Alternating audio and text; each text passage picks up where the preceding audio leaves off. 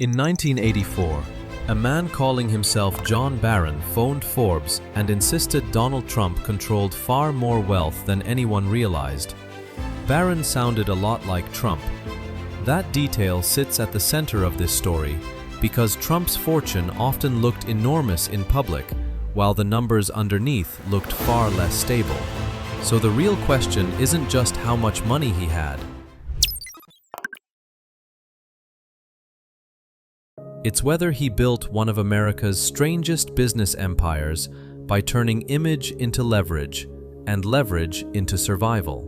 Because if people ever stopped believing, the lenders could panic, the brand could crack, and the whole thing could start shrinking fast. Before the towers, the casinos, the television glare, Donald Trump grew up inside a family business that already knew how to pull cash from concrete. Fred Trump had built a huge outer borough real estate operation in Brooklyn and Queens, much of it tied to middle-income housing and government-backed financing.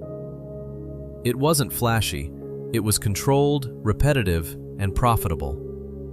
Fred didn't sell fantasy, he sold apartments, scale, and discipline. That matters, because Donald didn't start with an empty pocket and a dream. He started inside a machine that already worked. Fred also shaped the emotional weather of the house. By most accounts, he pushed hard, expected toughness, and didn't admire softness. Donald later described him as a strong influence, and you can see why. Winning came up early. Status came up early too. Trump was competitive as a boy, aggressive in school, and drawn to being noticed.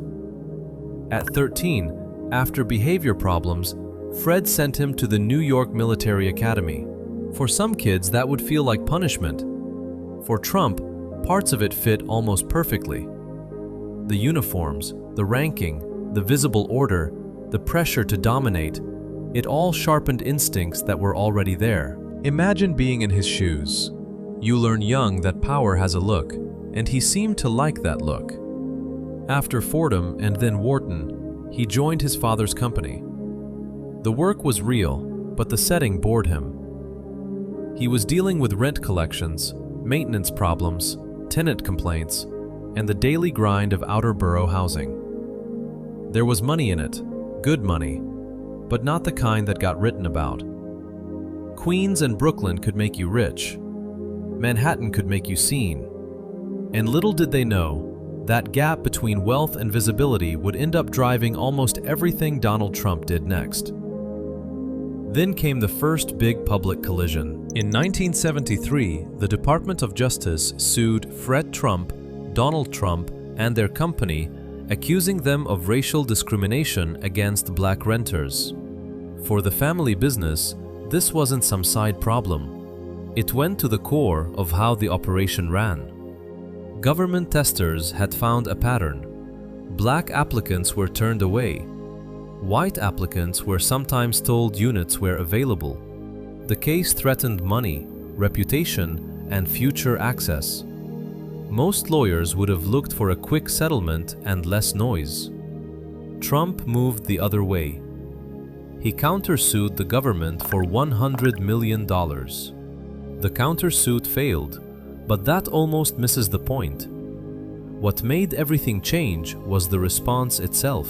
Pressure came in, and Trump answered with force, not retreat. That's when Roy Cohn stepped in. Few people realize how much of Trump's later style lives inside this relationship. Cohn was feared in New York, a lawyer and political fixer with a brutal reputation and no interest in playing nice. He had worked with Senator Joseph McCarthy. He knew power, scandal, headlines, intimidation. He also knew how to make aggression look like confidence. Trump didn't just hire him, he studied him. Cohn's worldview was simple and harsh. Attack, deny, never admit weakness. If someone hits you, hit back harder. If you're cornered, act like you're not. If the facts look bad, shift the battlefield. Don't defend yourself on their terms. Make them defend themselves on yours. That style fit Trump almost perfectly because it turned vulnerability into theater. It didn't matter if the counterattack failed in court. It mattered that the public saw movement, energy, defiance. Cohn understood something Trump would spend the rest of his life proving. In a public fight, dominance can matter as much as evidence. And Cohn wasn't just teaching legal tactics. He was teaching emotional habits. Never apologize. Never accept the frame of the accusation. Never let people watch you absorb shame quietly. If a newspaper paints you as guilty, go louder. If officials corner you, accuse them of corruption, incompetence, bias, politics, anything that muddies the moral picture. Trump seems to have taken that lesson all the way into his bones. You can see it later in business, in media, and eventually in politics. It turns out the housing case was more than an early scandal. It was a training ground. The housing case ended in a settlement in 1975. The company agreed to change some practices, but admitted no wrongdoing. That part mattered to Trump, not just legally, emotionally. He learned that if you could avoid the image of losing, many people would treat that as a win. The details could get messy. The headline could still read like survival. Cohn also gave Trump a map of New York that went far beyond courtrooms. This was the city of club rooms, favors, columnists, judges, developers, political brokers, gossip writers, and men who could get a call returned when ordinary people couldn't even get in the building. Trump had grown up around his father's world of deals and construction, but Cohn showed him the more theatrical side of power. Not the side that quietly owns property, the side that dominates the room, the side that gets talked about, the side that scares people a little. That mattered because Trump was moving toward Manhattan, and Manhattan in that era rewarded people who could project force. It was broke in places, dirty in places, and still obsessed with status. Developers needed financing, city approvals, tax breaks, media oxygen, and political access. A man who looked rich could get in the room. A man who looked unstoppable could get better terms. Cohn sharpened Trump for that environment. He gave him a way to behave when he didn't fully have the power he wanted yet. Act like you do. Act like backing down isn't in your vocabulary. Act like the attack on you is really proof that you matter.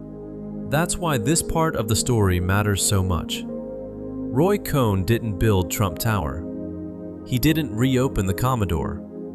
He didn't host The Apprentice. But he helped shape the reflex that sat underneath all of it. When pressure arrived, Trump wouldn't fold inward. He would move outward. Louder, harder, more absolute. And once that habit fused with media instinct and borrowed money, it became something much bigger than legal strategy. It became the operating system. Around this same period, the family business started changing its public face. The old company identity gave way to a broader name, the Trump Organization. That sounds like branding. And it was. But it was also something deeper. Donald wasn't content to be the son managing buildings his father already understood. He wanted a banner big enough to hold towers, headlines, hotels, and eventually himself. The name stopped being just a surname. It started turning into a commercial promise. And once that happened, Manhattan stopped looking like a location. It looked like a stage. When Trump crossed into Manhattan in the 1970s, he saw more than property. He saw visibility. The Commodore Hotel became his first big shot there, and the deal worked because of political access, tax breaks, Hyatt, and support from Fred Trump behind the scenes. When it reopened as the Grand Hyatt, Trump had what he really wanted, a public win in Manhattan. Then came Trump Tower on Fifth Avenue. It was less a building than a statement. Bronze glass, pink marble, luxury stores, elite apartments, and his name everywhere. By the time it opened in 1983, Trump wasn't just selling real estate, he was selling Donald Trump. The tabloids, nightlife, and constant media attention helped turn the builder into a character. And that character started creating business value of its own. Once Manhattan made Trump famous, he expanded fast. The Plaza Hotel, Atlantic City casinos, Trump Shuttle, the New Jersey Generals. From the outside, it looked like unstoppable momentum. Underneath, it was debt. And not small, manageable debt. Expansion debt. Ego debt. Debt built on the assumption that tomorrow would keep rewarding today's appetite. Trump was buying trophies and betting that the trophies themselves would keep producing more access, more cash, more prestige. The model could look brilliant in a rising market. The same model could get ugly very fast if interest costs stayed high or customers pulled back. Atlantic City showed the risk most clearly. Trump Plaza, Trump Castle, then the Taj Mahal, a huge project financed largely with junk bonds. The public saw spectacle, chandeliers, marble, big openings, cameras, celebrity, all the gold-plated fantasy of endless appetite. The lenders saw a machine that had to keep printing cash. And casinos don't forgive romantic thinking. They need volume. They need people spending freely. They need debt service covered every month, not just applause on opening night. The Taj mattered because it captured both sides of Trump at once. On one side, pure instinct for image. Build the biggest thing. Make it louder than the competition. Attach your name to excess itself. On the other side, a capital structure so heavy it left almost no room for a bad year. If the casino world softened even a little, the shine could turn into suffocation. At the same time, the art of the deal and constant TV appearances made Trump a national symbol of wealth. He was on magazine covers. He was on talk shows. He was becoming less of a local developer and more of an American character, the rich guy who talked like he enjoyed being watched. That image helped keep the borrowing going. Looking rich had become part of staying rich. It gave lenders comfort, partners excitement, and the public a fantasy they were weirdly willing to help finance through attention alone. But pressure was building. Forbes questioned some of his net worth claims, and the John Barron story showed the method behind it. If Trump really called pretending to be his own spokesman, that tells you something cold about the whole machine. He wasn't just trying to impress a magazine. He was trying to shape the market around himself. A higher number in print could change how seriously he was taken. It could help with prestige. It could help with lenders. It could help with the mythology. The fortune wasn't just being built. It was being sold in real time. By the end of the decade, gaming disclosures gave reporters a clearer look at his debt, and the gap between the glossy image and the real numbers got harder to ignore. He had built a public identity around Invincibility, but the balance sheet underneath was getting tense, layered, and fragile. Debt sat on debt. Obligations stacked up. The empire looked huge because it was huge. It also looked solid because the cameras kept showing the polished surfaces instead of the financing terms. That's the dark truth in this section. Trump's rise in the 1980s wasn't fake. The buildings were real. The casinos were real. The fame was real. But the stability people imagined around all that success was far shakier than the marble suggested. The myth now mattered because lenders and partners were reacting to it, and the same salesmanship that helped push him toward the edge was about to help keep him alive. Then the economy turned, and this time there wasn't enough shine in the world to cover the cash problem. The early 1990s hit luxury real estate and Atlantic City at exactly the wrong moment. Spending slowed. Property values dropped. Interest pressure stayed brutal. Assets that once looked like trophies started acting like anchors. Trump had spent years expanding under the assumption that appetite would stay strong. Now demand softened, and the bills didn't. The danger wasn't abstract anymore. Reports from that period showed Trump carrying more than $3 billion in debt, with many accounts putting the number around $3.4 billion across his empire. And a huge chunk of it was tied directly enough to him that this became personal. Much of it was personally guaranteed. This wasn't just a story about troubled companies. Trump himself was exposed. Think about what that means. A lot of rich people can let a weak project fail and still walk away protected behind layers of structure. Trump had tied his name, reputation, and in some cases, his personal guarantees into the same machine. The brand that made him look larger than life also made the danger more intimate. If the empire cracked, the person at the center of the ads, books, and interviews could crack with it. The unraveling came piece by piece. Trump shuttle slipped away. The yacht was sold. Stakes in prized properties got carved up. His casino companies entered bankruptcy proceedings. At one point, lenders put him on a personal spending allowance. For a man who had spent the 1980s performing abundance, that detail feels almost surreal. The rich guy in the tabloids, the man in the tower, the national symbol of winning, now had bankers looking over his shoulder. And it wasn't just money. His marriage to Ivana was collapsing in public, and the Marla Maples affair turned into tabloid obsession. That mattered because Trump's power had never lived only on spreadsheets. It lived in narrative. He sold glamour, dominance, movement, appetite. Suddenly, the narrative had shifted from conquest to strain. The pressure was everywhere at once. This is the part people flatten too much.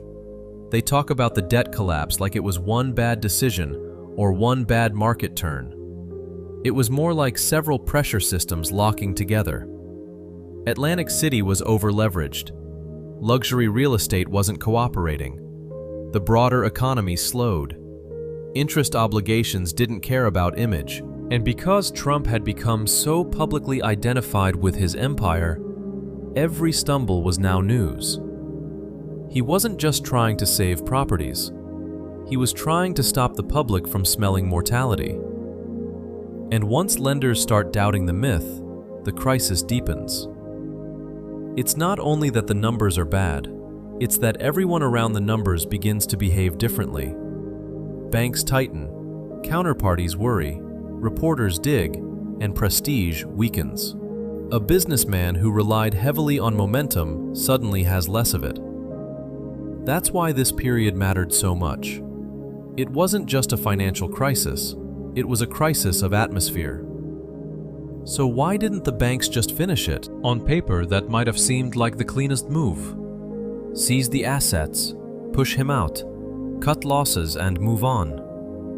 But the lenders ran into a weird reality. Trump's empire had weakened, yet his name still carried commercial value. It still drew attention. It still helped market buildings and casinos. In a depressed environment, that mattered. If they erased him too aggressively, they risked damaging the very thing that kept some of the properties saleable in the first place. That's where one of the coldest lines in the whole saga appears. A lawyer for the banks later said they agreed Trump would be better alive than dead. Not literally, financially, publicly, as a frontman. That line tells you almost everything. The rescue wasn't some noble act of faith in his genius. It was a calculation. The banks believed that preserving Donald Trump, the visible figure, might protect more value than destroying him in full view of the market. That sentence also reveals the weirdest truth in the whole story. Trump himself had become collateral. Not in the legal sense, maybe, but in the practical sense. The man on the cover, the man in the gossip pages, the man who kept saying his name until it felt like an asset class, that man was useful. He could still open a casino. He could still draw cameras. He could still slap his name on a building and make it feel more expensive than it was. If the banks publicly humiliated him too hard, they risked shrinking the resale value of the mythology attached to the properties. So they worked the debt. Terms got extended. Assets were sold in stages. Ownership shifted. Pain got spread around instead of detonating at once. He had to give things up. He lost control in places. He got boxed in. But total annihilation didn't come. Trump stayed standing, not because the empire had secretly been healthy, and not because the banks were sentimental. He stayed standing because his brand had become economically useful to the people trying to get repaid. We all fall down at some point. The question is, will you get back up? That's the twist.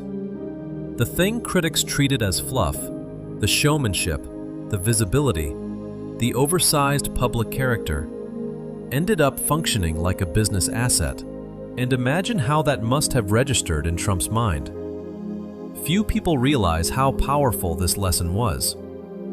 Hard assets had nearly drowned him. Reputation had helped keep oxygen in the room. Fame wasn't decoration anymore. It was defense. Public identity could buy time. Attention could keep doors open. A dramatic persona could stop lenders from turning a slow-motion collapse into a public execution. Trump understood that lesson fast. He didn't come out and tell the world he had been preserved by lenders who feared a worse collapse. He recast the period as toughness, endurance, refusal to die politically or commercially. That was classic Trump and classic Roy Cohn at the same time. Never present survival as rescue.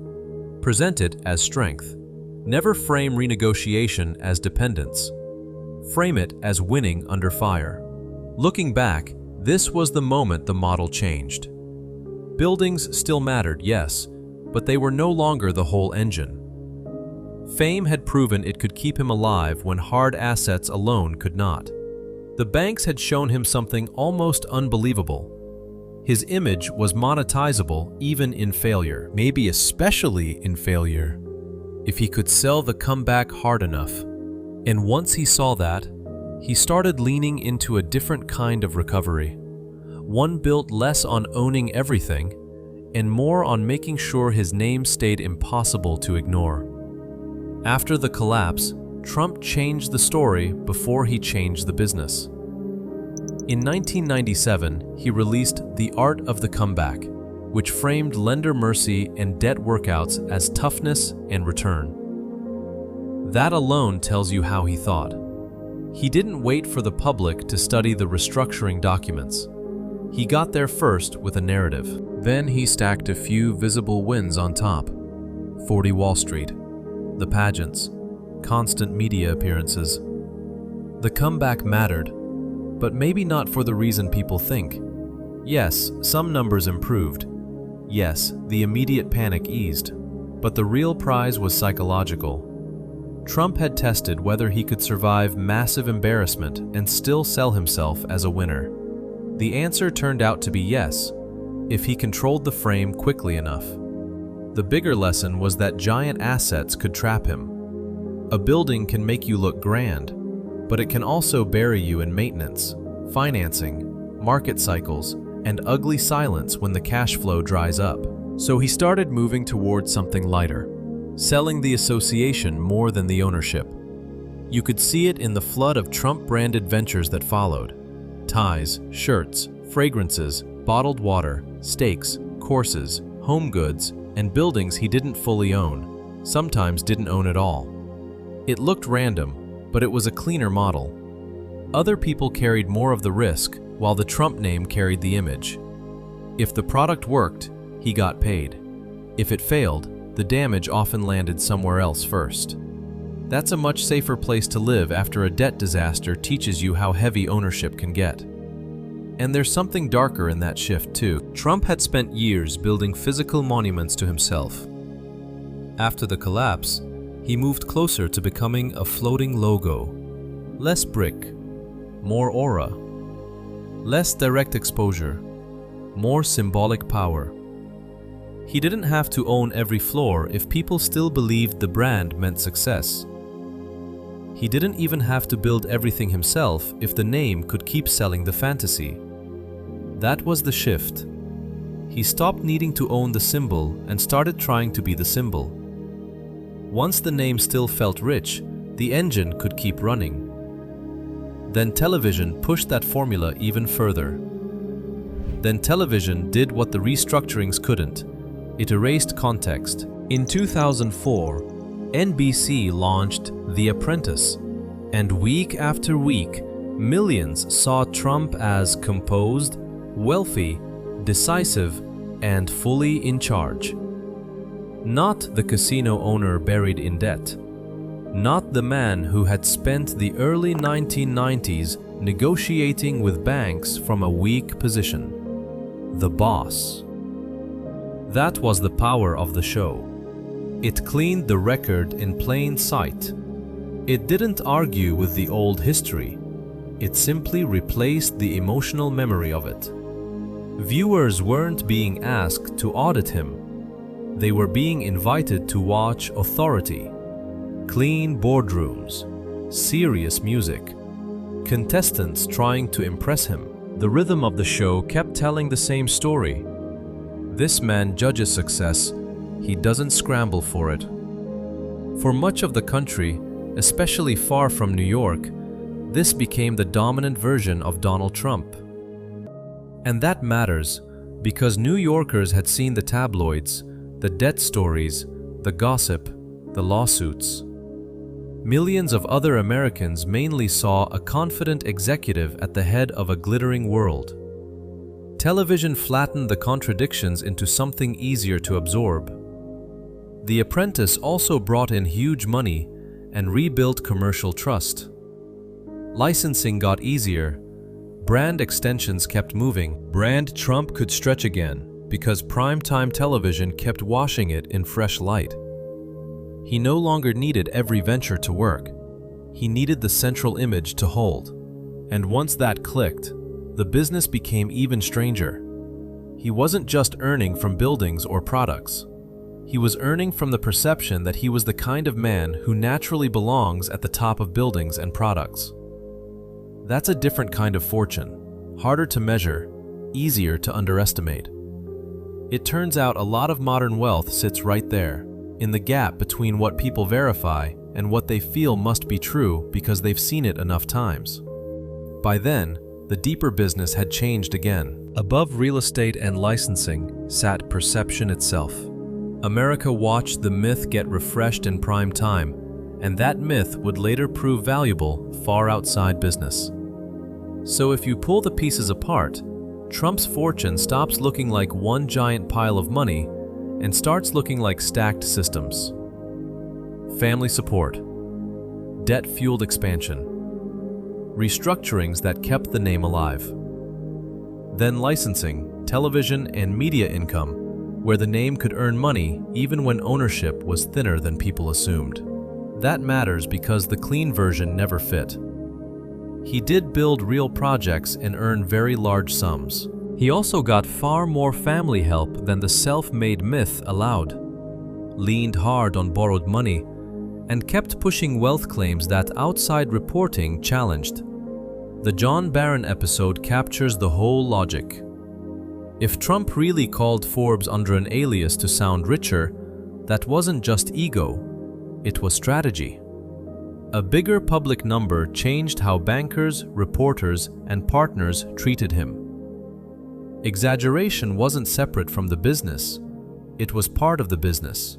So the real asset wasn't just a tower or a casino, it was his ability to turn attention into leverage, and leverage into another chance. In most business stories, image follows success. Here, image often helped create survival. Trump's fortune was never just cash, towers, or casinos. It was a story pushed so hard that banks, media, and the public gave it real value.